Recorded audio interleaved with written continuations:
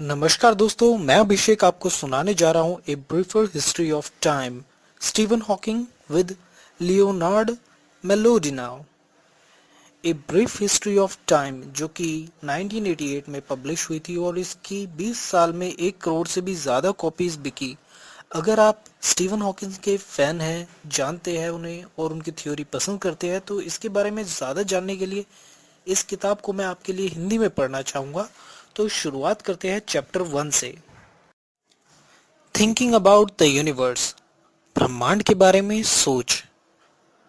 हम एक अद्भुत और आश्चर्यजनक ब्रह्मांड में रह रहे हैं जिसकी उम्र, आकार, तीव्रता और खूबसूरती को समझने के लिए एक विशेष कल्पना की जरूरत है। हम इस कल्पना को जोड़ने की कोशिश करते हैं और ये कैसे इस ब्रह्मांड में समा सकती है।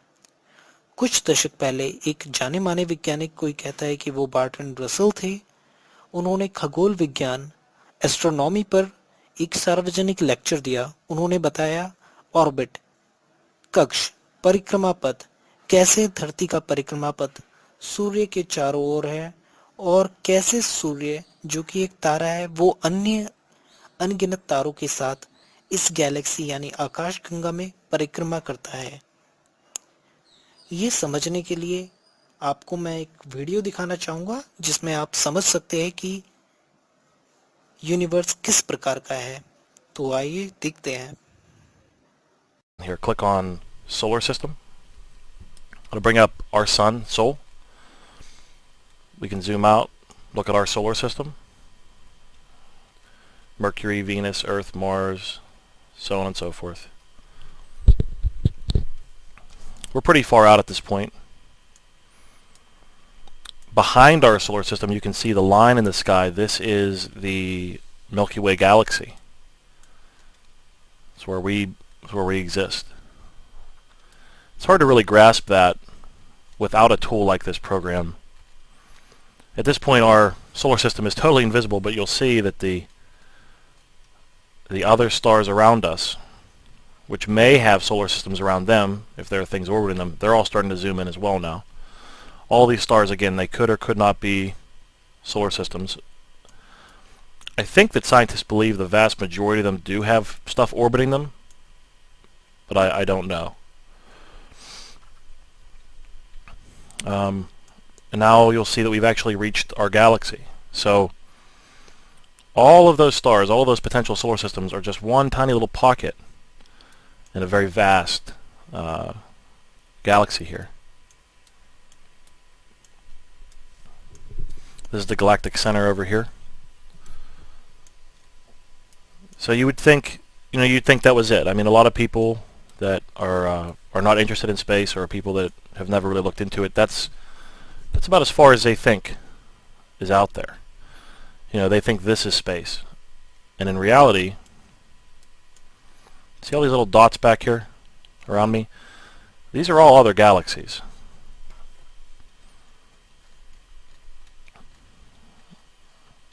Every dot you see on the screen at this point, these are all not just galaxies, but these are all clusters of galaxies.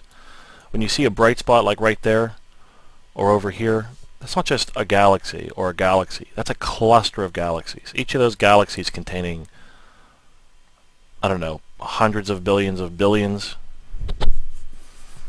or I should say there's I got that backwards. There could be hundreds of billions of galaxies containing billions and billions of stars. तो lecture के अंत में पीछे बैठी एक छोटी सी बुजुर्ग महिला ने कहा, ये तुम क्या बकवास बता रहे हो? संसार असलियत में एक चपटी थाली की तरह है जो कि एक विशाल टर्टल के सहारे पर टिकी हुई है। इस पर बार्ट्रैंड रसल ने मुस्कुराहट के साथ कहा, तो टर्टल किस पर खड़ा है? तभी वो बुजुर्ग महिला बोली, तुम बड़े चालाक हो नौजवान, बहुत चालाक, लेकिन टर्टल ही उन सब के नीचे है। आज के ज्यादातर लोग टर्टल की अनंत मीनार वाले ब्रह्मांड की तस्वीर को ज्यादा बेतुका मानेंगे, लेकिन क्यों हमें ऐसा सोचना चाहिए कि हम बेहतर सोचते हैं? 1 मिनट के लिए आप भूल जाइए कि आप अंतरिक्ष के बारे में जानते हैं, सोचते हैं। फिर आप रात के आसमान में ऊपर की तरफ देखोगे तो आप इन प्रकाश के बिंदुओं से क्या समझ पाओगे? क्या ये बहुत छोटी आग है? ये सोचना आपके लिए बेहद मुश्किल हो सकता है कि वास्तव में है क्या। वो इसलिए क्योंकि ये हमारे साधारण अनुभव और हमारी पहुंच से दूर है। अगर आप नियमित रूप से खगोलज्ञ है तो शायद आपने सूर्यास्त समय क्षितिज पर एक छला प्रकाश आसपास मंडराते हुए देखा होगा। ये एक ग्रह है, मरक्यूरी, बुध ग्रह। लेकिन ये हमारे ग्रह जैसा नहीं है। बुध का एक दिन उसके साल के 2/3 जितना रहता है।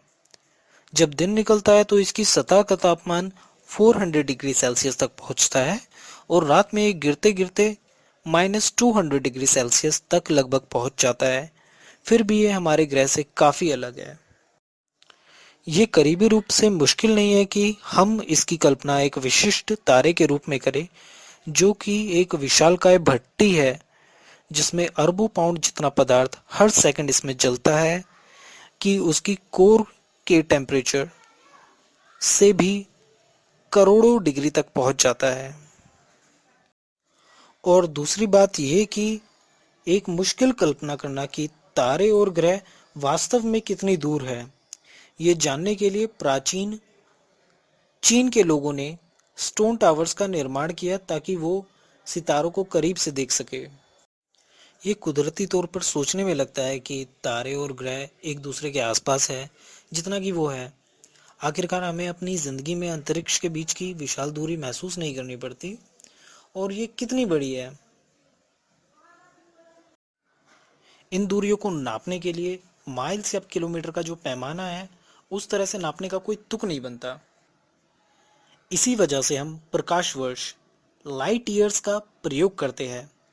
वो दूरी जो प्रकाश 1 साल की यात्रा में करता है।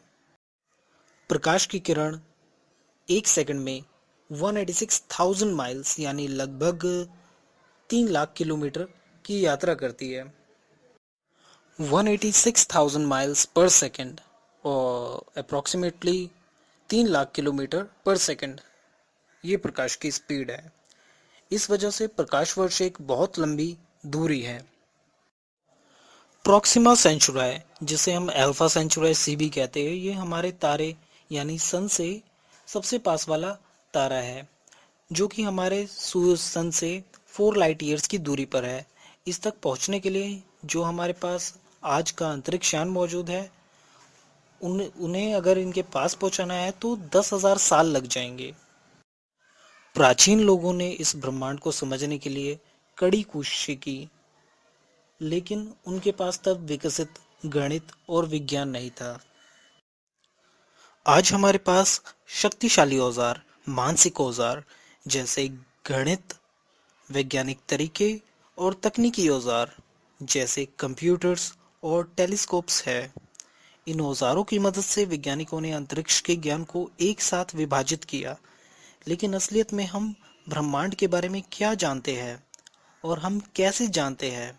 ब्रह्मांड कहाँ से आया? ये कहाँ जाता है? क्या ब्रह्मांड की कोई शुरुआत है? अगर है तो उससे पहले क्या हुआ? समय का क्या स्वभाव है? क्या कभी ये अंत तक आएगा? क्या हम समय के अतीत काल में जा सकते हैं? हाल की कई महत्वपूर्ण खोजों में भौतिक विज्ञान यानी फिजिक्स ने नई तकनीक द्वारा इसे कई हिस्सों में संभव किया। लंबे समय से चले आ रहे इन सवालों के कुछ उत्तर भी सुझाए। किसी दिन ये उत्तर हमारे लिए स्पष्ट होंगे, जैसे धरती सूर्य की परिक्रमा करती है, या शायद ऐसे हास्यास्पद ढंग से बने हुए टर्टल्स के टावर। सिर्फ समय ही बताएगा, जो कोई भी हो, समय।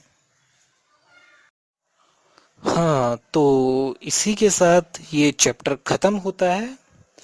अगर आपको ये वीडियो अच्छा लगा तो आप इसे लाइक, सब्सक्राइब और शेयर कर सकते हैं। मैं आपसे फिर मिलूंगा इसी बुक के नेक्स्ट चैप्टर के साथ या और किसी टॉपिक के बारे में। Thanks for watching this video. जय हिंद।